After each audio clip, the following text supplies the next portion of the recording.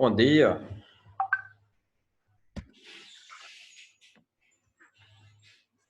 Está dando para me ouvir bem?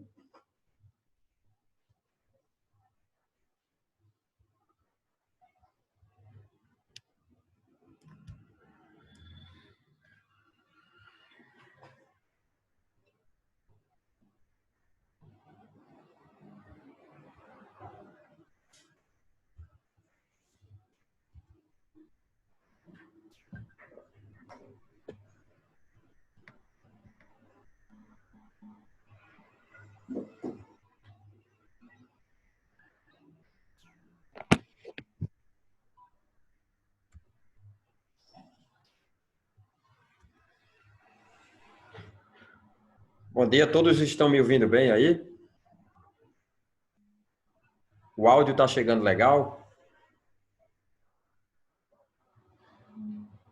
Olá, Sara.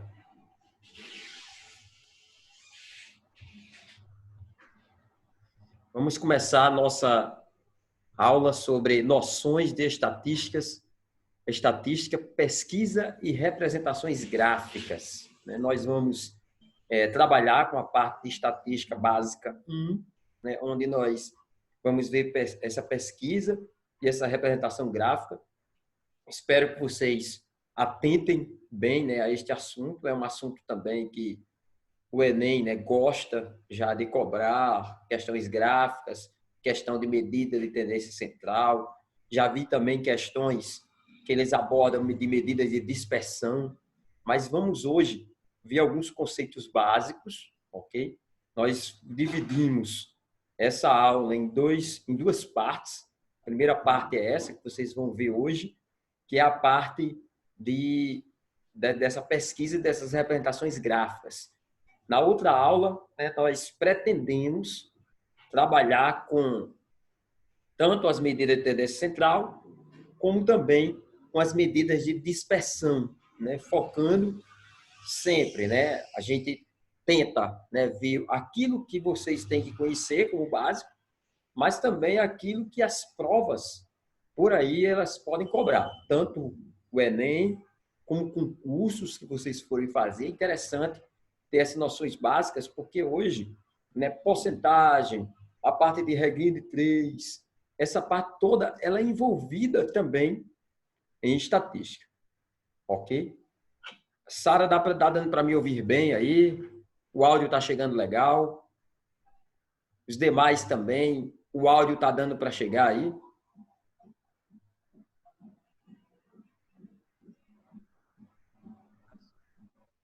Ok, vamos continuar aqui, ok?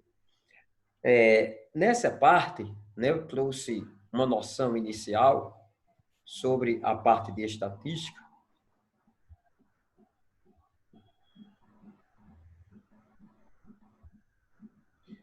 Para início de conversa, pense em exemplos de quando ou em que situação a estatística ela é usada, Como é que essa estatística ela é usada hoje, Como você vê a estatística no nosso dia a dia? Só reflita aí. Para que estudar e para que serve a estatística? Para que nós estudamos estatística? O que é estatística? O que é uma pesquisa em si? Que é uma pesquisa estatística. Vamos lá, eu peguei alguns dados de um dicionário de Evanildo Bechara, alguns já devem conhecer, mas a primeira definição que eu achei é o seguinte: é a ciência matemática que analisa e interpreta conjuntos de dados numéricos referentes a assuntos diversos. Analisa, né, essas duas palavrinhas aqui, interessante. Analisa e interpreta conjunto de dados numéricos. Então, assim, se você vê uma pesquisa, né, que analisa e que interpreta esses dados numéricos, essa pesquisa que é feita, ou essa ciência matemática que faz isso, é chamada de estatística, ok? O conjunto de resultados dessa variedade de análise e estudo, certo? O conjunto desses resultados para analisar, para se estudar, também é chamado de estatística. E a pesquisa, o que é? Ação, o efeito de pesquisar. Estudo profundo acerca de um tema, ok? Então, assim, na estatística, se estuda, né, algum tema e ele tenta esmiuçar o máximo possível, né, coletar os seus dados numéricos e, a partir daí, né, trabalhar direitinho como esses dados também podem funcionar no meio da sociedade. Vamos ver também algumas definições importantes dentro da estatística. A primeira delas é população. Você está fazendo uma pesquisa estatística e, de repente, isso pode cair numa questão. O que significa população em estatística? É o conjunto de tudo o que interessa ao estudo de um problema de pesquisa, segundo alguma característica pré-selecionada. O que seria população? Se você quiser, né, por exemplo, pesquisar alguma coisa relacionada ao município de Parnamirim, algum assunto, né, que você toma, por exemplo, quantas pessoas têm acesso à internet no município de Parnamirim? O que seria a população? Seria toda a cidade de Parnamirim. Ok? Toda a cidade de Parnamirim, você poderia fazer a pesquisa e ver quantos têm acesso à internet nessa cidade. Ok? Isso é o que nós chamamos de população. O que seria a amostra? A amostra é uma parte dessa população. Se a população é todo o município de Parnamirim, uma amostra seria você pegar um subconjunto não vazio da população. O que é isso? Você tomava alguns bairros, certo? Como referências, podia pegar os bairros maiores da cidade, né, que tem uma população maior nesses bairros, fazer a pesquisa nesses bairros, né? Como eu falei, se a pesquisa é relacionada a acesso à internet, você podia tomar, né, justamente alguns bairros, por exemplo, como Nova Parnamirim, como Rosa dos Ventos, como Coabinal, né? E outros bairros, Bela Parnamirim, tomava esses bairros como exemplo, e isso, né, seria uma parte da população. Nós chamamos de subconjunto da população. É isso que nós chamamos em estatística de amostra. População seria todo o município que você vai fazer a pesquisa. E a amostra seria uma parte da população, ou seja, tomar alguns bairros, né, como exemplos aqui desta cidade, ok? O que seria variável estatística? A variável, né, tem por característica apresentar uma variabilidade quando são realizadas sucessivas mensurações. Se de repente você vai fazer a pesquisa sobre acesso à internet, então acesso à internet seria uma variável da sua pesquisa. Mas também você pode, né, ter como exemplos aqui, ó, número de irmãos dos alunos, cor dos olhos, altura, nível de escolaridade e etc. Aquilo que é o objeto da sua pesquisa, aquilo que você vai medir na sua pesquisa, é o que nós chamamos de variável estatística. Aí, nas variáveis estatísticas, existe também duas definições aqui importantes, que é a variável qualitativa, caracterizada numa pesquisa por se referir a avaliações subjetivas e de qualidade. Por exemplo, quer perguntar alguma coisa?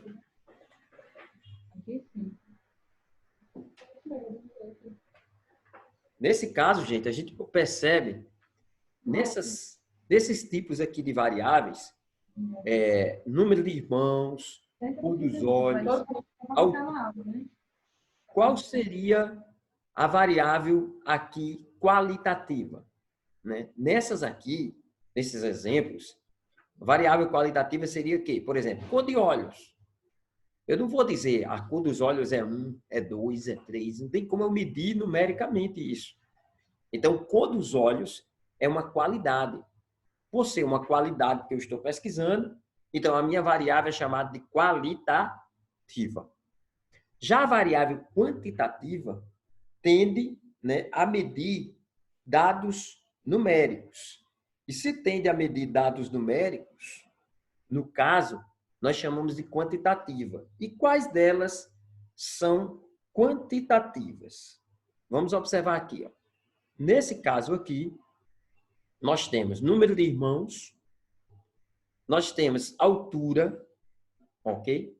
Que é quantitativa. Por quê? Porque quando você vai medir a altura, quando você vai medir a parte de número de irmãos, você vê o que? Quantidades. Número de irmãos, 2, 3, 4, 5 e assim sucessivamente.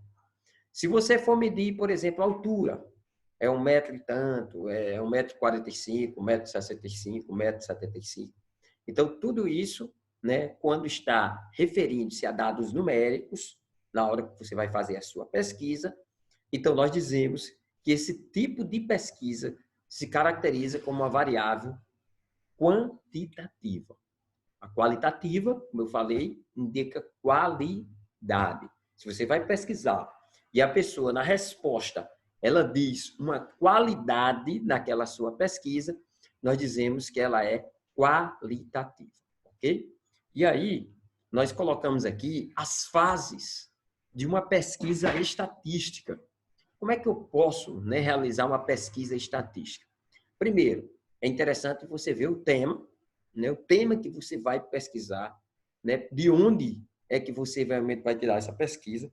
Depois, estabelecido o tema, formulação de um plano de coleta de dados, ou seja, você vai ver como é que você vai coletar esses dados, é pela internet, é a pesquisa nas ruas que você vai fazer, de porta em porta, né? Como o IBGE sempre faz. Como é que eu vou coletar esses dados? Através de uma enquete, né, para um público específico. Então, por telefone, pelo WhatsApp, não sei. Você pode formular como você vai fazer essa coleta de dados. E a coleta de dados é a própria execução do plano, né? Como você planeja coletar esses dados, depois você vai executar. Então, a coleta de dados é essa execução, ok? A organização é quando você organiza os seus dados, né? Porque na hora que você pesquisa, você pode obter dados brutos, que a gente chama, e aí, a partir daí, fazer tabelas, fazer gráficos com esses dados. E isso, né, também faz parte da pesquisa estatística.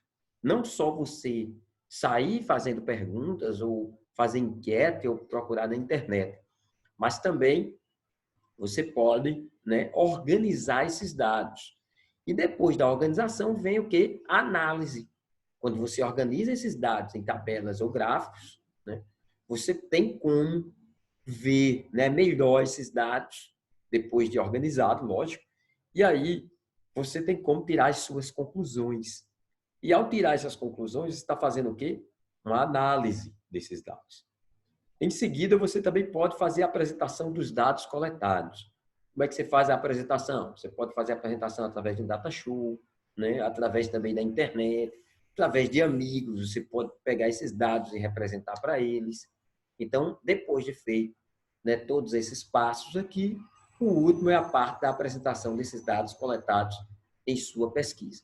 Então, na pesquisa, existe, né, esses passos aqui a ser dados, e isso tudo a estatística trabalha, ok? Então, vamos sintetizar, é claro, em algumas dessas partes, porque outras têm que ser feitas mesmo na prática, mas algumas delas dá para a gente ver aqui, principalmente, né, a organização desses dados e a análise que nós fazemos deles, ok? Então, vamos partir aqui. Ó. Pesquisa estatística e termos relacionados a ela.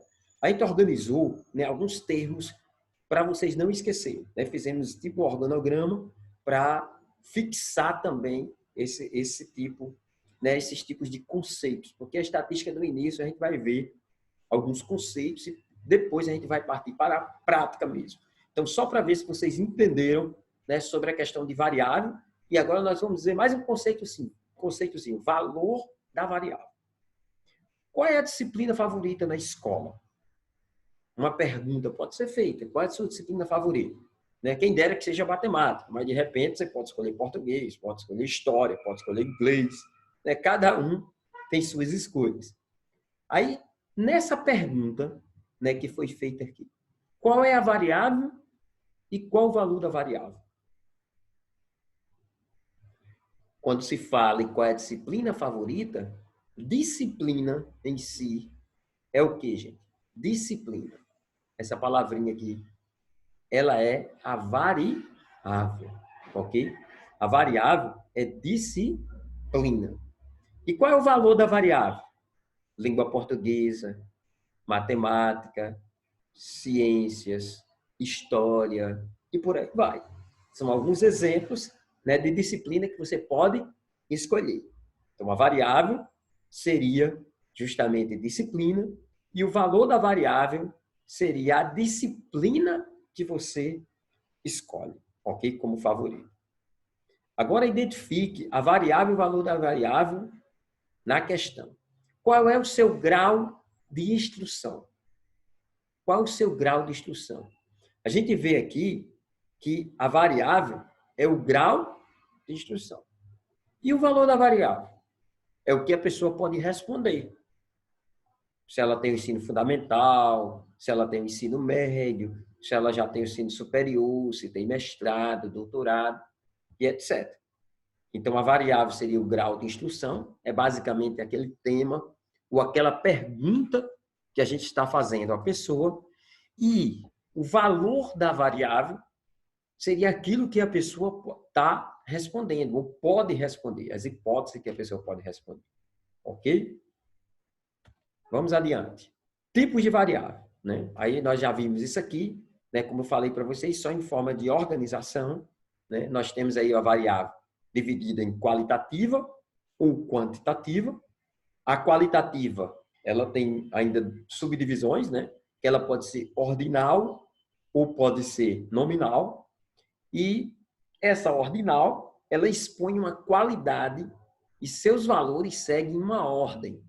Um exemplo, né, dessa ordinal é o grau de instrução, porque vai indicar uma ordem, né? Se você fez fundamental, médio, superior, então cada um que você vai dizendo, isso indica uma ordem.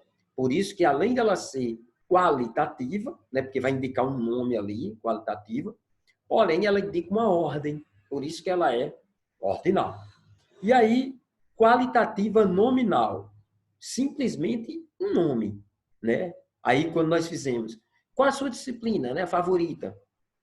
Se eu pergunto qual a disciplina favorita, não vai ter uma ordem. Português é maior do que matemática, matemática é maior do que história, do que... Se bem que matemática tem muitas questões, né, que caem no Enem. Mas nem por isso, né, ela tem uma ordem, ou ela é superior a alguma ou inferior a alguma. Então, quando se fala de disciplinas, por exemplo, cor dos olhos. Deixa eu perguntar também, cor dos olhos pode ser azul, pode ser verde, mas não tem um maior e um menor. Não está indicando nenhum grau, certo? De a parte, por exemplo, de ordem, maior, menor, não tem isso. Cor dos olhos também seria qualitativa, nominal. Agora vamos adiante. Quantitativa. A quantitativa ela subdivide em duas: discreta e contínua. Quando é que a quantitativa ela é discreta? Ela é discreta quando aparece um número natural, pois indica uma contagem. Por exemplo, idade, altura. Não, altura já não entra aqui, porque altura geralmente é 1,50 m e pouco, 1,60 m e pouco, 1,70 m e pouco. Então, aqui entra a idade em anos, porque a idade em anos, a pessoa pode ter 18 anos, pode ter 20 anos, pode ter 30 anos. Então, sempre representado por número natural. Agora, a contínua, né, expõe uma quantidade por meio de um número real, pois indica uma medida. Por exemplo, a altura. Aí, a massa, que a gente conhece popularmente por peso. A massa, se ela for dada direitinho, ela vai ser contínua. Mas se de repente você vai naquelas balanças comuns que a gente encontra em farmácia, ela vai ser 60 quilos ou 62 quilos, ou não vai ter números quebrados, não vai ter números decimais. Então, nesse caso, para medir a massa, sim, seria quantitativa discreta. E se você mede, e, por exemplo, você tem 50,25 quilos, então, se a balança ela der com maior precisão essa medida, então, no lugar dela ser discreta, ela passa a ser o quê? Contínua. Então, só para vocês sintetizarem, né? Quando é quantitativa, ela só é discreta se apresentar o que? O número natural. E contínua se apresentar números quebrados, números reais, nas suas medidas ou nas suas pesquisas. Ok? Então, deixei esse organograma aí bem legal para que vocês realmente possam sintetizar e diferenciar entre as diferentes variáveis, né, em estatística. Vamos adiante. Em estatística, também nós estudamos sobre frequência absoluta e frequência relativa de uma variável. Está pesquisando, né, encontra as variáveis, e nessas variáveis nós vamos ter a frequência absoluta, ou seja, é o número de vezes que cada valor da variável é citado. O número de vezes que essa variável é citada, nós chamamos de frequência absoluta. E o que seria frequência relativa, né? Então, vamos olhar aqui um exemplo e vamos ver como a gente encontrar essa frequência relativa.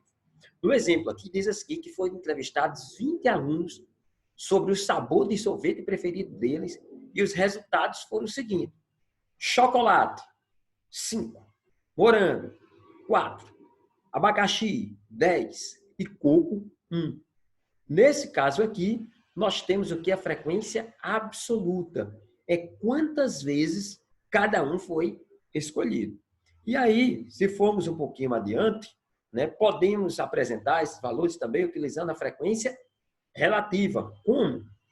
Se eu pegar, o total não é 20, e se eu dividir cada escolha dessa, da frequência absoluta, certo? Cada escolha dessa, por 20, eu vou obter um número decimal. E esse número decimal pode se transformar também em porcentagem. Então, se eu tenho 5 em 20, é a mesma coisa de eu ter 0,25, que é a mesma coisa de eu ter 25%. Aqui fica fácil, porque nós temos duas casas decimais apenas. Então, é só pegar a vírgula e trazer para cá. É como se eu estivesse multiplicando o número decimal por 100 e obtém esse número em forma de porcentagem. Então, a frequência relativa ela pode aparecer de forma decimal, ao dividirmos sempre, por exemplo, chocolate, né, 5, dividimos pelo total, que é 20. O morango, né, 4, dividimos também pelo total, que é 20. E sempre nós vamos obter o que? O número decimal nessa divisão. E aí, esse número decimal, ou esse número em forma de porcentagem, nós podemos dizer que esses dois valores aqui são ou que representa a frequência relativa. Frequência absoluta são os valores que nós encontramos ao fazer a pesquisa, né, os valores normais que a gente chama. E a frequência relativa já seria a comparação desse valor com o total, ok? Então aí, essa frequência relativa também pode ser indicada por forma de fração, porque aqui, se eu tenho 5 dividido por 20, né, na tabelinha, 5 dividido por 20, pode ser 5 sobre 20. Se eu tenho 4 dividido por 20, pode ser 4 sobre 20. E assim sucessivamente. Então, eu posso fazer em forma decimal, eu posso fazer em forma de porcentagem, ou ainda eu posso também apresentar a frequência relativa em forma de fração. E aí, dependendo do problema, dependendo da ocasião e da questão que eu esteja também trabalhando, eu vou escolher, né, a forma para aquele determinado problema, para aquela determinada situação. Ok?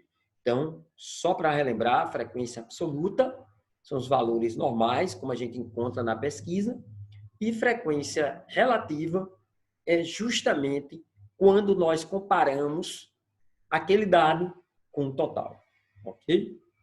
Passando adiante, nós também temos frequência, tabela de frequência por intervalos. Então, é interessante a gente ver, porque tem os famosos histogramas, que trabalham com intervalo. Então, esse tipo de gráfico, é importante que a gente também possa tomar conhecimento de como eles são feitos e em que ocasiões eles podem ser feitos. Há casos em que a variável representa um número elevado de valores. Ou seja, você pode fazer uma pesquisa com muitas pessoas e essa pesquisa dá um número muito grande de valores. E aí, para que você não tenha que fazer também um gráfico enorme, para isso existe também a estatística, para isso existe esse estudo, para você fazer algo mais organizado, mais sintetizado, para que todo mundo que veja o seu trabalho, veja ou consiga entender aquilo que você está querendo transmitir. Olha só, nesse caso, utilizamos o agrupamento de valores em intervalos de classes. Como assim? Olha só a pesquisa aí. Ó. Em uma pesquisa, 15 alunos disseram que suas alturas são. Daí as alturas deles representadas. 1,73, 1,70, 1,80, 1,62. E aí vai mostrando as suas alturas. Imagine que nós tivéssemos que fazer essa representação e tivéssemos que colocar cada valor separado. E aí são 15 alunos só. De repente, a gente podia pegar de 30, de 50, de 100 alunos ou até mais nessa pesquisa. E aí, como resolver essa situação para que a gente fique com menos dados possíveis para a nossa análise? Então, vamos aqui observar um detalhe. Primeiro, identificamos o menor e o maior valor. Nesses dados aqui, você pode observar aí, dessas alturas, qual é a menor altura? A menor altura é 1,62, ou seja, 1,62. E a maior altura? Qual é o maior valor? 1,81. Então, primeiro tomamos a menor e a maior altura. Em seguida, obtemos a amplitude. O que seria a amplitude? Seria o maior menos o menor.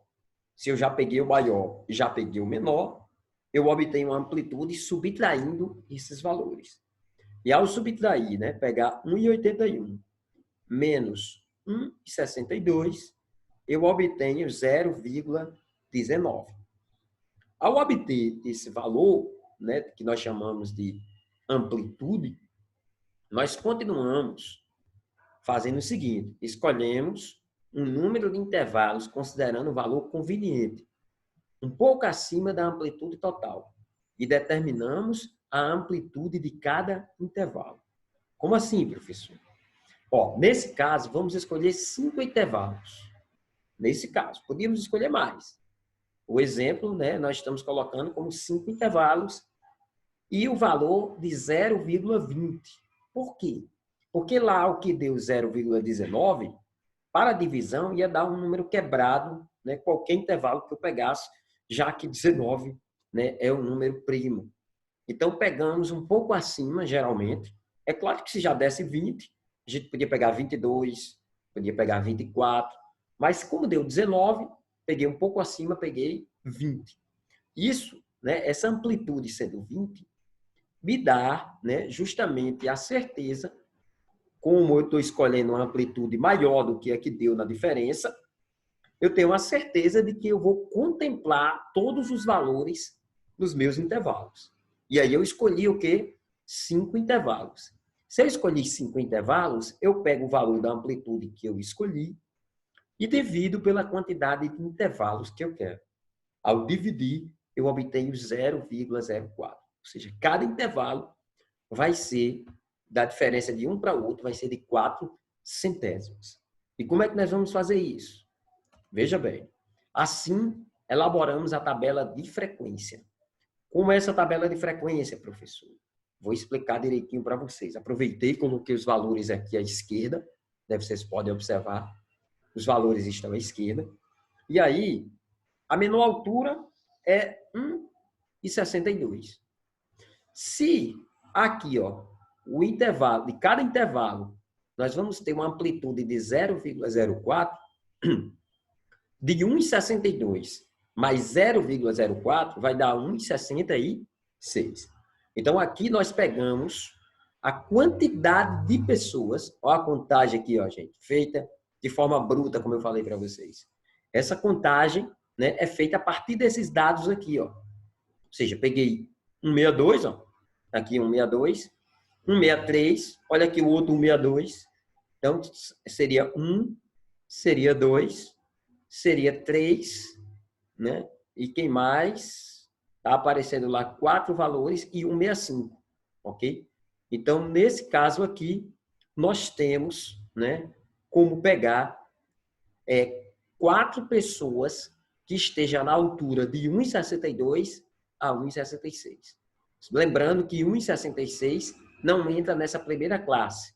Esse tracinho aqui, né, como eu estou explicando aqui embaixo, ó, indica o intervalo fechado à esquerda e aberto à direita.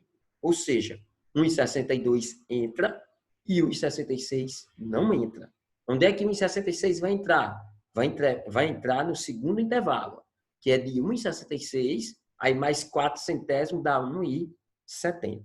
E aí a gente procura aqui quantos tem de 1,66 até chegar a 1,70, ou seja, menor do que 1,70. Está aqui 1,66, está aqui, ó, 1,68.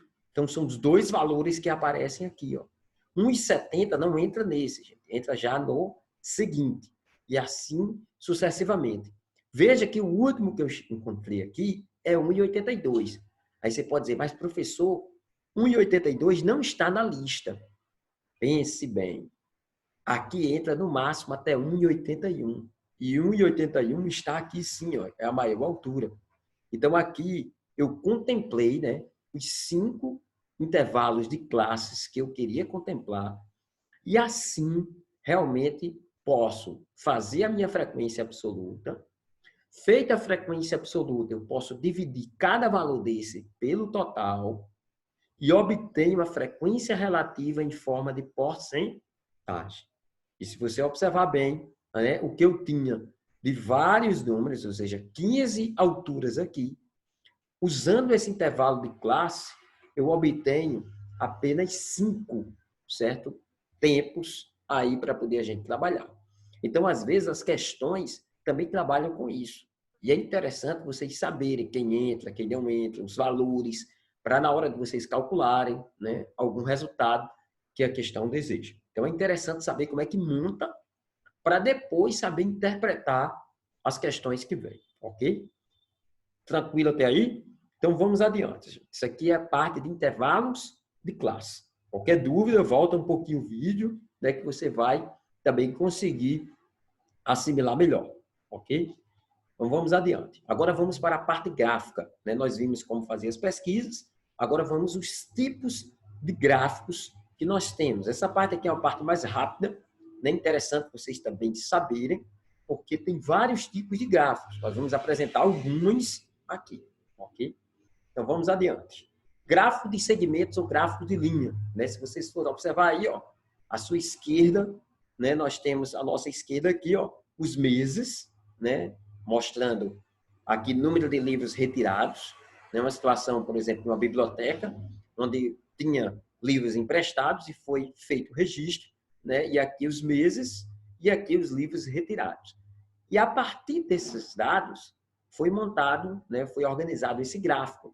É um gráfico que aqui mostra na horizontal justamente o tempo, certo? No caso dos meses, e na vertical vem mostrando o número de livros retirados. Aqui mostra de 50 em 50, né? Mas você pode mostrar de 1 em 1, dependendo da situação que esteja trabalhando. E aí, se você observar, o gráfico de segmento, o gráfico de linha, geralmente é usado, né, nesse sentido de observar o tempo em relação à quantidade. Por exemplo, número de veículos vendidos em uma concessionária, né? Agora, como esse surto dessa pandemia, né? Quantidade de infectados de acordo com o tempo, eles também às vezes colocam. Então, aí o gráfico de linhas ou gráfico de segmento é muito utilizado nessas situações, ok?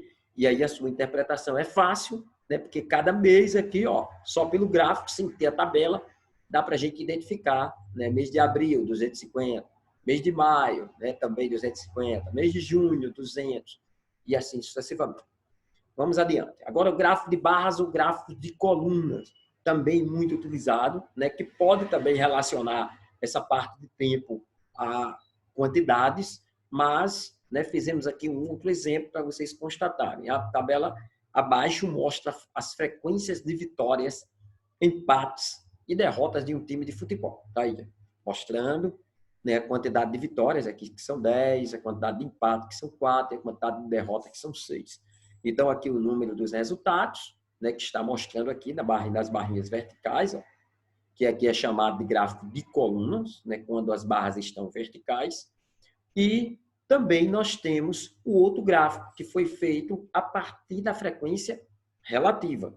Né? Tomamos esse primeiro gráfico com frequência absoluta, que estão nas barras verticais, e tomamos esse segundo gráfico com frequência relativa, mostrando o percentual aqui, a partir desta tabela mostrada aqui para vocês. Okay? Então, o gráfico aqui é de barras verticais, chamado também de coluna, e aqui de barras horizontais, que aí nós chamamos apenas também gráfico de barras. Ok? Muito fácil, muito tranquilo também de fazer a interpretação, tanto de linhas e segmentos, como esse, né? São os gráficos mais simples, ou comumente visto, e também de fácil interpretação. O outro gráfico, né, não tão simples assim, o gráfico de setores. Né? Nesse tipo, as frequências dos valores variáveis são associadas a setores circulares. A maior vantagem desse tipo de gráfico é a possibilidade de comparar imediatamente a frequência do valor de uma variável com o universo do conjunto. Ok? Então, a maior vantagem é que você pode fazer uma comparação também de imediato. Ok? Em uma escola, foram oferecidas aos alunos 3 atividades extras: natação, dança e informática. A quantidade de alunos que escolheu cada uma foi 42, 48 e 30 alunos, respectivamente. Ok? Ou seja, aqui 42 mostrando natação, 48 dança e 30 informática. E aí foi feita a tabela, né? A tabela mostrando a frequência absoluta, conhecida aí como FA, e a frequência relativa, conhecida também como FR. A partir desses dados, né, como eu tenho aqui as porcentagens e como eu tenho os valores, geralmente usamos a porcentagem para vermos que setores circulares vai representar cada dado desse. E aí nós vamos calcular o ângulo de cada um. Como assim esse ângulo? Por exemplo, natação, né, 35%, e todo o círculo representa com 360 graus. Se pegarmos 35%, ou seja, 35 sobre 100, vezes 360, ou 0,35 vezes 360, obtemos 126. E assim fazemos também com dança e fazemos também com informática, obtendo os seguintes setores circulares. É claro que para representar isso aqui, é necessário um transferidor para que a gente possa medir cada ângulo desse, que não é objeto dessa aula agora. Estamos apenas representando como os gráficos aparecem. Depois eu posso fazer a parte, uma aula, como representar esses ângulos num círculo, ok? E aí, pegamos os gráficos. É claro, cada setor correspondente, a natação, a dança e a informática aí, né? Veja que o de dança é maior, por representar 40%, o de natação um pouquinho menor e o de informática também. E aí colocamos, né, esses dados a partir, né, de 2 gráficos aqui, ó, um deles representando a porcentagem, ou seja, a frequência relativa, e o outro a frequência absoluta. Mas lembrando, mesmo que seja frequência relativa ou frequência absoluta, os setores serão os mesmos, porque a quantidade de escolhas nessas modalidades também são as mesmas. Ok? Então, nesse caso, é interessante, né, também você observar que o gráfico de setor é um gráfico bonito, né? Muita gente gosta desse tipo de gráfico, mas é interessante notar e saber como eles são formados. Por último, né, nós queremos mostrar aqui um pouquinho do histograma. Claro que na próxima aula a gente pode expandir o histograma e começar com outras situações. Como nós temos pouco tempo agora na nossa aula, nós vamos explorar um pouquinho sobre o histograma.